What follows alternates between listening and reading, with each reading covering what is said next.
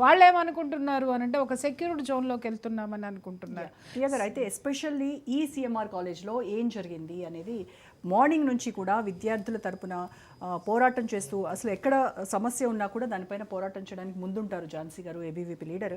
ఆవిడ ఈరోజు వాళ్ళతో వాగ్వాదం జరుగుతున్న టైంలో ఆవిడ స్పృహ తప్పి కూడా పడిపోయారు. ప్రజెంట్ హాస్పిటల్లో నుంచి మనకు జూమ్లో అందుబాటులోకి వచ్చారు. ఝాన్సీ గారు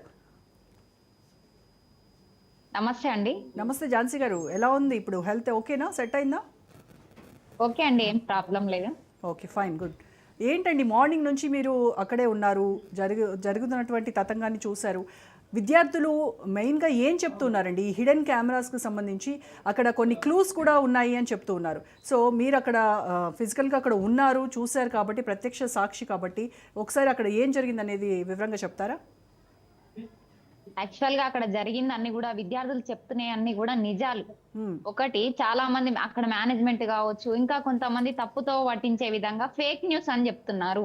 ఫేక్ న్యూస్ అయితే ఇన్ కేస్ అక్కడ ఉన్నటువంటి మేనేజ్మెంట్ కావచ్చు, ఎవరైతే ప్రీతి రెడ్డి అక్కడ ఉన్నటువంటి వార్డెన్, ఒకవేళ అట్లాంటి ఇన్సిడెంట్ ఏది జరగకపోతే అర్ధరాత్రి 12 గంటలకి దొడ్డిదారి నుంచి పారిపోవాల్సిన అవసరం ఏమొచ్చింది?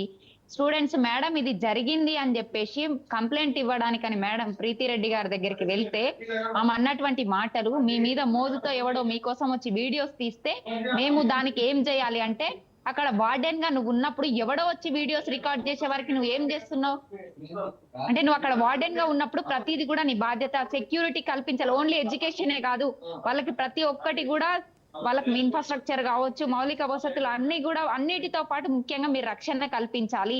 ఇది పక్కన పెట్టేసి జరిగిన ఇది ఒక్క రోజుతో వచ్చింది కాదండి. గతంలో కూడా అనేక సార్లు ఇవి వ్యక్తుల వల్ల మాకు ఇబ్బంది జరుగుతుందని చెప్పేసి విద్యార్థులు అక్కడికి వెళ్ళి కంప్లైంట్ ఇచ్చారు.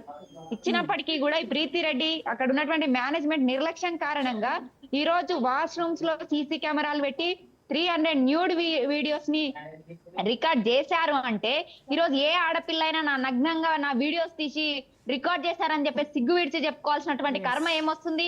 ఇంకిత జ్ఞానం లేకుండా అబద్ధాలు చెప్తున్నారని చెప్పేసి ఏ విధంగా ఆరోపణలు చేస్తారండి? ఇలా కొంచెమని ఉండాలి కదా సెన్స్. ఇప్పటి వరకు యాజమాన్యం గాని ప్రీతిరెడ్డి గాని ఎందుకు ప్రవేశపెట్టట్లేదు? మీ తప్పు లేకపోతే మీరు సీసీ ఫుటేజ్లు ఉంటాయి కదా, ఇలా లక్షల ఫీజులు కట్టించుకుంటా ఉన్నారు.